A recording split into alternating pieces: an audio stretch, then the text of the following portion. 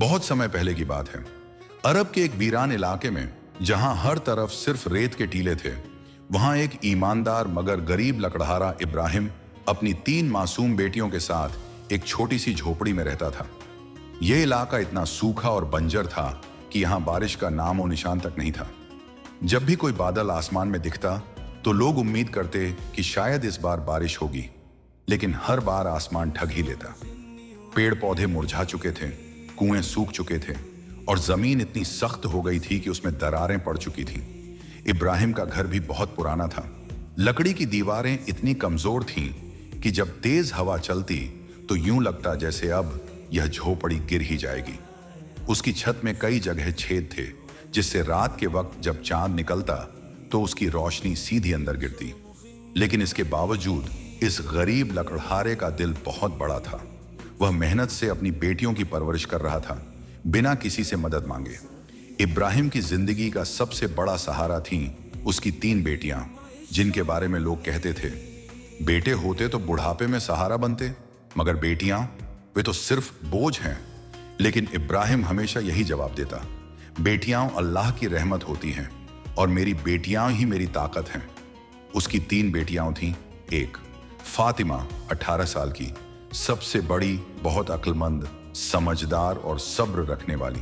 अगर कोई परेशानी आती तो वह सबसे पहले सोचती कि इस मुश्किल से निकलने का हल क्या हो सकता है। 2 मरियम, 15 साल की। यह बचपन से ही बहुत हिम्मती और निडर थी। कोई भी मुश्किल हो, वह बिना डरे उसका सामना करती। उसे अपने वालिद से बहुत मोहब्बत थी और वह हमेशा सोचती थी कि एक दिन उसकी मेहनत से घर की हालत बदल जाएगी। 3 आयशा, 12 साल की। यह सबसे छोटी और मासूम थी। उसके दिल में किसी के लिए नफरत नहीं थी और जब भी घर में कोई गम का माहौल होता तो वह अपनी मासूम बातें करके सबको हंसा देती। इब्राहिम हर रोज सुबह उठकर जंगल में जाता, अपने कमजोर हाथों से लकड़ियां काटता और फिर उन्हें बाजार में बेचने के लिए लंबा सफर तय करता। लेकिन पिछले कुछ महीनों से हालात बहुत खराब हो गए थे।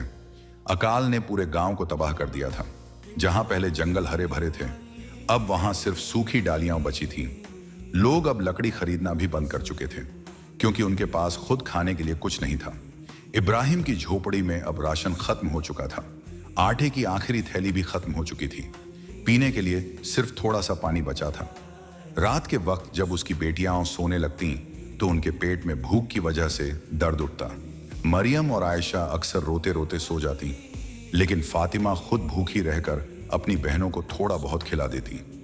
गांव के लोग इस हालत को देखकर मजाक उड़ाते, इब्राहिम, तेरे पास 3 बेटियां हैं, लेकिन तेरा कोई बेटा नहीं जो तेरा सहारा बन सके। बेटियां तो पराया धन होती हैं, एक दिन तुझे छोड़कर चली जाएंगी। लेकिन इब्राहिम हमेशा अल्लाह पर भरोसा करता और कहता, मुझे अपने रब पर भरोसा है, मेरी बेटियां ही मेरा सहारा बनेंगी।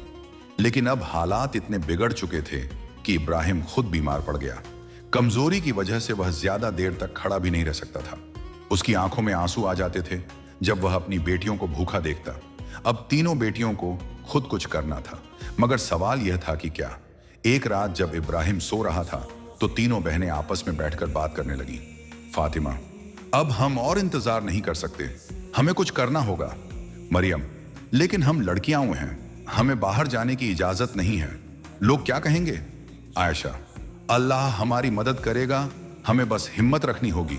गरीबी जब हद से ज्यादा बढ़ जाए तो इंसान को ऐसे रास्तों पर चलने के लिए मजबूर कर देती है जिनका वो कभी सोच भी नहीं सकता। फातिमा, मरियम और आयशा की हालत अब ऐसी ही हो चुकी थी। उनके वालिद इब्राहिम बीमार थे, घर में खाने का एक दाना तक नहीं था और गांव के लोग उनका मजाक उड़ाते थे। लेकिन ये तीनों बहनें सिर्फ मजबूर नहीं थीं, बल्कि हिम्मत वाली भी थीं।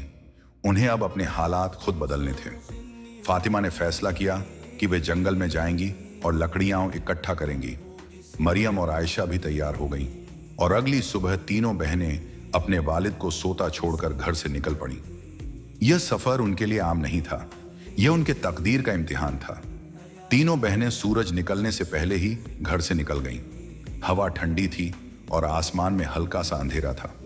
रास्ते में गांव के कुछ लोग उन्हें देखकर फुसफुसाने लगे, लड़कियां इस तरह अकेले जंगल में जा रही हैं, यह सही नहीं है। बेचारा इब्राहिम, इसके पास बेटा होता तो यह दिन ना देखना पड़ता। लेकिन तीनों बहनें किसी की बातों पर ध्यान नहीं दे रही थीं। उनके दिल में सिर्फ एक ही ख्याल था, हमें लकड़ियां इकट्ठा करनी है और घर का चूल्हा जलाना है। कुछ ही देर में वे गांव के बाहर आ गईं और जंगल में दाखिल हुईं। यह जंगल कोई आम जंगल नहीं था, यह बहुत गहरा, डरावना और रहस्यमय था। जैसे जैसे वे अंदर बढ़ती गईं, हवा में अजीब सा सन्नाटा बढ़ता गया। चारों तरफ ऊंचे ऊंचे सूखे पेड़ थे, जिनकी टहनियां हवा में अजीब आवाजें निकाल रही थीं। परिंदे भी शायद इस जंगल से डरते थे, क्योंकि उनकी आवाज तक सुनाई नहीं दे रही थी। थोड़ी दूर चलते चलते फातिमा को यूं महसूस हुआ जैसे कोई उन्हें देख रहा हो। वह ठिठक गई। क्या हुआ? मरियम ने पूछा। कुछ नहीं, मुझे लगा जैसे कोई हमारे पीछे है।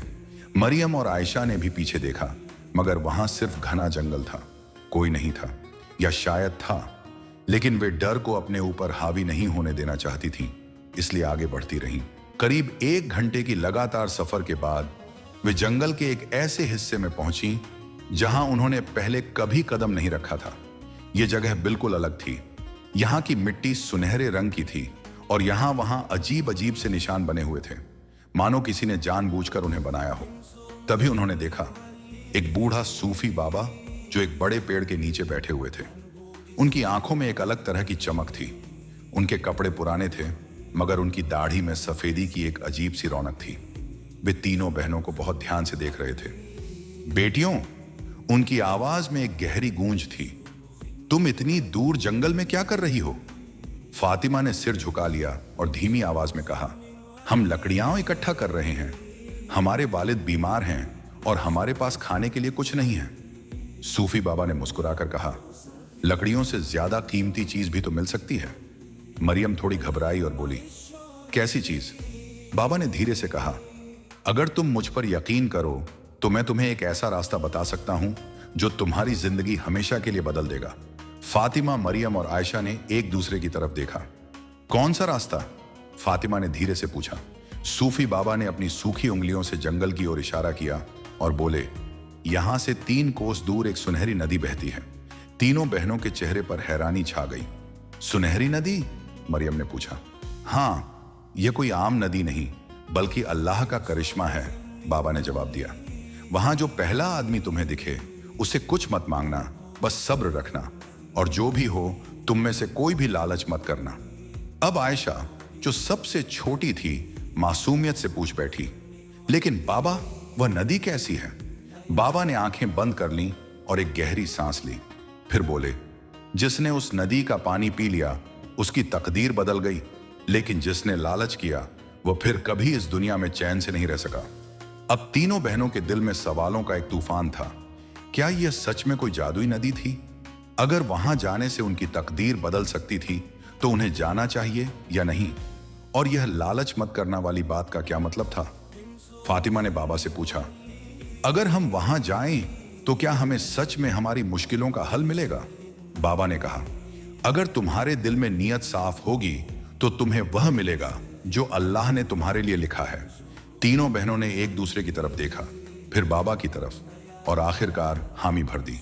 लेकिन उन्हें अंदाजा भी नहीं था कि यह सफर उन्हें कहां ले जाने वाला था। रात का अंधेरा अभी पूरी तरह छटा भी नहीं था कि तीनों बहनें जंगल के और अंदर बढ़ने लगीं। उनके दिल में उम्मीद थी, मगर रास्ता बेहद कठिन था। जैसे जैसे सूरज ऊपर चढ़ने लगा, जंगल की घास और सूखे पत्ते तपने लगे। गर्मी इतनी तेज थी कि तीनों बहनों का हलक सूख गया। प्यास और थकान उनके जिस्म को तोड़ने लगी। मरियम ने अपने सिर पर हाथ रखा और बोली, दीदी, हमें कुछ देर रुक जाना चाहिए।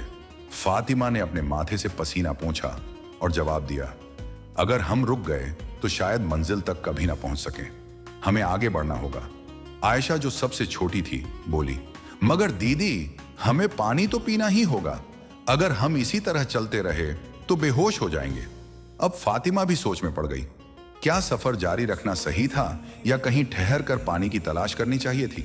लेकिन फिर उसे सूफी बाबा की बात याद आई, सब्र रखना। यही सोचकर उसने अपनी बहनों को हिम्मत दी और तीनों सफर जारी रखती रहीं। कुछ दूर चलने के बाद उन्हें झाड़ियों के पीछे एक अजनबी बैठा दिखा। वह बहुत ही अजीब लग रहा था। उसके कपड़े मैले कुचैले थे और उसकी आंखों में एक अजीब सी चमक थी। तुम कौन हो? फातिमा ने हिम्मत करके पूछा। वह आदमी धीरे से मुस्कुराया और बोला, मैं एक मुसाफिर हूं और मैं भी उस नदी की तलाश में हूं जिसके बारे में मैंने सुना है, लेकिन यह सफर आसान नहीं है। तीनों बहनें हैरानी से उसे देखने लगीं। क्या यह आदमी सच कह रहा था या वह उन्हें धोखा देने आया था? मरियम ने फुसफुसाकर कहा, दीदी, क्या हम इस पर भरोसा कर सकते हैं? फातिमा सोच में पड़ गई, मगर फिर उसने फैसला किया कि उन्हें सतर्क रहना होगा। लगभग 3 घंटे तक चलने के बाद वे एक अजीब जगह पर पहुंची। उनकी आंखों के सामने एक चमत्कारी नजारा था। एक नदी, लेकिन यह कोई आम नदी नहीं थी। यह सुनहरे पानी से भरी हुई थी। सूरज की किरणें जब इस नदी के पानी पर पड़ रही थीं, तो वह चमक रहा था मानो सोने की लहरें उठ रही हों। तीनों बहनें दंग रह गईं। यह नदी तो सच में किसी करिश्मे से कम नहीं थी। अचानक उस अजनबी ने कहा, यही वह नदी है, अब हमें इसका फायदा उठाना चाहिए। मरियम ने धीरे से कहा, क्या यह वही नदी है जिसके बारे में बाबा ने बताया था? फातिमा ने सिर हिलाया। हाँ, यही वो जगह है। आयशा खुशी से उछल पड़ी। अगर यह पानी सच में जादुई है तो हमें इसे पी लेना चाहिए। शायद हमारी सारी परेशानियां दूर हो जाएं। लेकिन तभी वे देखती हैं कि नदी के किनारे एक आदमी बैठा हुआ था। यह आदमी बहुत ही गरीब और कमजोर लग रहा था। उसके कपड़े फटे हुए थे, उसकी आंखों के नीचे काले धब्बे थे और वह बहुत ही कमजोर दिख रहा था। मगर उसकी आवाज में एक अजीब सा जादू था। जब उसने तीनों बहनों को देखा तो मुस्कुराकर बोला, तुम बहुत दूर से आई हो, है ना? फातिमा ने धीरे से सिर हिलाया। हाँ, हम इस नदी के बारे में सुनकर यहां तक आए हैं। वह आदमी हंसा और बोला, यह कोई आम नदी नहीं है बेटियों। अगर तुम इस पानी को छू लोगी तो तुम्हारी हर दुआ कबूल हो जाएगी। तीनों बहनों के दिलों में हलचल मच गई। हर दुआ? यानी अगर हमने यह पानी छू लिया तो हमारी गरीबी मिट जाएगी, हमारे वालिद ठीक हो जाएंगे? आयशा की आंखों में चमक आ गई। वह तुरंत नदी की तरफ बढ़ने लगी। दीदी, हमें इसे छूकर देखना चाहिए। मरियम भी थोड़ा झिझक रही थी। अगर सच में ऐसा है तो हम इसे क्यों ना आजमाएं? लेकिन फातिमा ने अपने दिल को मजबूत किया। उसे याद आया कि बाबा ने क्या कहा था, जो भी हो लालच मत करना। क्या यह आदमी कोई इम्तिहान ले रहा था? फातिमा ने अपनी बहनों का हाथ पकड़कर उन्हें रोक दिया और बोली, नहीं, हमें अल्लाह पर भरोसा रखना चाहिए। बाबा ने सब्र करने के लिए कहा था। आयशा ने कहा, लेकिन दीदी, अगर यह मौका हाथ से निकल गया तो? फातिमा ने उसकी आंखों में देखा और नरमी से कहा, अगर यह असली इम्तिहान है तो हमें इसे पास करना होगा। अल्लाह हमें इसकी सच्चाई खुद दिखाएगा। मरियम और आयशा ने एक दूसरे की तरफ देखा और फिर अपने कदम पीछे खींच लिए। जैसे ही उन्होंने पानी को छूने से इनकार किया, कुछ अजीब हुआ। वह गरीब आदमी अचानक मुस्कुराने लगा। तुमने मेरे इम्तिहान में कामयाबी हासिल कर ली बेटियों। तीनों बहनें हैरानी से उसकी तरफ देखने लगी। अगले ही पल उस आदमी की शक्ल बदलने लगी। वह कोई आम आदमी नहीं था। वह वही सूफी बाबा थे जिनसे वे जंगल में मिली थी। मैंने तुम्हें यहां भेजा था ताकि देख सकूं कि क्या तुम लालच करोगी या नहीं। फातिमा, मरियम और आयशा की आंखें फटी रह गईं। बाबा, यह सब क्या था? सूफी बाबा मुस्कुराए और बोले, अल्लाह उन्हीं की मदद करता है जो अपने सब्र और भरोसे की परीक्षा में सफल होते हैं। तुमने सब्र किया, इसलिए अब अल्लाह तुम्हें तुम्हारा इनाम देगा। इतना कहकर बाबा ने अपनी झोली से 3 चमकते हुए मोती निकाले और उन्हें तीनों बहनों को दे दिए। इन मोतियों को अपने घर लेकर जाओ और इन्हें अपने वालिद को दो। जब वह इन्हें देखेंगे तो उनका हाल खुद ब खुद बदल जाएगा। अब तीनों बहनों की आंखों में खुशी के आंसू थे। उन्होंने बाबा को सलाम किया और मोतियों को संभालते हुए अपने घर की तरफ चल पड़ी। तीनों बहनें खुशी खुशी अपने घर की ओर लौट रही थीं। उनके दिल में उमंग थी कि अब उनके वालिद ठीक हो जाएंगे और गरीबी का अंधेरा हमेशा के लिए खत्म हो जाएगा। रास्ता लंबा था, लेकिन उनके कदम अब हल्के लग रहे थे। वे एक नई रोशनी की ओर बढ़ रही थीं, मगर वे नहीं जानती थीं कि उनके पीछे एक जोड़ी आंखें लगातार उन्हें देख रही थीं। वह कोई और नहीं बल्कि वही अजनबी आदमी था जिसे उन्होंने सुनहरी नदी के किनारे देखा था। घना जंगल था, सूरज डूबने को था और हल्की हल्की ठंडी हवा चल रही थी। चारों तरफ पेड़ों की सरसराहट और जंगली जानवरों की आवाजें थीं। मरियम ने चारों ओर देखा और धीरे से फातिमा से कहा, आपको नहीं लगता कि कोई हमें देख रहा है? फातिमा ने भी हल्का सा सिर घुमाया और महसूस किया कि कुछ ठीक नहीं है, मगर उसने मरियम को शांत रहने को कहा। डरने की जरूरत नहीं, हमें अल्लाह पर भरोसा रखना चाहिए। आयशा, जो सबसे छोटी थी, घबराकर फातिमा का हाथ पकड़कर बोली, आप दोनों को भी ऐसा लग रहा है? मुझे भी लग रहा है कि कोई हमारे पीछे चल रहा है। अब फातिमा को पूरा यकीन हो गया कि कोई उनका पीछा कर रहा था, लेकिन वह अपनी बहनों को डराना नहीं चाहती थी, इसलिए उसने कहा, हमें बस जल्दी से जल्दी घर पहुंचना है। लेकिन तभी उनके सामने वही अजनबी आकर खड़ा हो गया। वह आदमी अब पहले जैसा नहीं लग रहा था। उसकी आंखों में लालच था, उसके चेहरे पर एक अजीब सी मुस्कान थी। इतनी जल्दी जा रही हो? जरा मुझे भी तो देख लेने दो कि बाबा ने तुम्हें क्या दिया है। मरियम और आयशा ने डर कर फातिमा की तरफ देखा। फातिमा को समझते देर नहीं लगी कि यह आदमी अब खतरनाक इरादे से उनके पास आया है। हमने यह अपने सब्र और ईमानदारी से पाया है। बाबा ने हमें इसे सुरक्षित रखने को कहा है। अजनबी ने ठहाका लगाया, ईमानदारी? हाँ हाँ हाँ, अरे अगर ये मोती इतने कीमती हैं तो तुम लोग इसे अपने पास क्यों रखोगी? क्या यह अच्छा नहीं होगा कि इसे हम सब में बराबर बांट लें? आयशा डर गई, मगर यह हमारा इनाम है, बाबा ने हमें दिया है। अजनबी अब और गुस्से में आ गया। इनाम? तुम तीनों ने सिर्फ इसलिए इनाम पाया क्योंकि तुमने नदी का पानी नहीं छुआ, लेकिन मैं क्यों रह जाऊं खाली हाथ? मुझे भी एक मोती दो, नहीं तो मैं यह सब छीन लूंगा। मरियम और आयशा घबरा गईं, मगर फातिमा पीछे नहीं हटी। और तभी अजनबी अचानक फातिमा की ओर झपटा और मोती छीनने की कोशिश करने लगा। मगर जैसे ही उसने मोतियों को छूने की कोशिश की, कुछ अजीब हुआ। तीनों मोती अचानक तेजी से चमकने लगे। उनसे एक गोल्डन रोशनी निकली जिसने अजनबी को पीछे धकेल दिया। अजनबी जमीन पर गिर पड़ा और जब उसने ऊपर देखा तो उसके चेहरे का रंग उड़ गया। वह सूफी बाबा उनके सामने खड़े थे। मैंने तुमसे पहले ही कहा था कि सब्र रखो और लालच मत करो। अजनबी अब कांपने लगा। बाबा, मुझे माफ कर दो, मैंने गलती कर दी। सूफी बाबा ने उसे गुस्से से देखा और बोले, तुम्हें अब तुम्हारे लालच की सजा मिलेगी। और तभी अचानक जंगल की जमीन हिलने लगी, पेड़ों की टहनियां हिलने लगीं और अजनबी के पैरों के नीचे की मिट्टी खिसकने लगी। अगले ही पल वह आदमी गायब हो गया। उसका कोई नामो निशान तक नहीं बचा। तीनों बहनें हैरान रह गईं। सूफी बाबा ने तीनों बहनों की तरफ देखा और मुस्कुराए, तुम्हारा इम्तिहान पूरा हुआ बेटियों, अब अपने घर जाओ और इन मोतियों की ताकत का इस्तेमाल अपने परिवार के भले के लिए करो।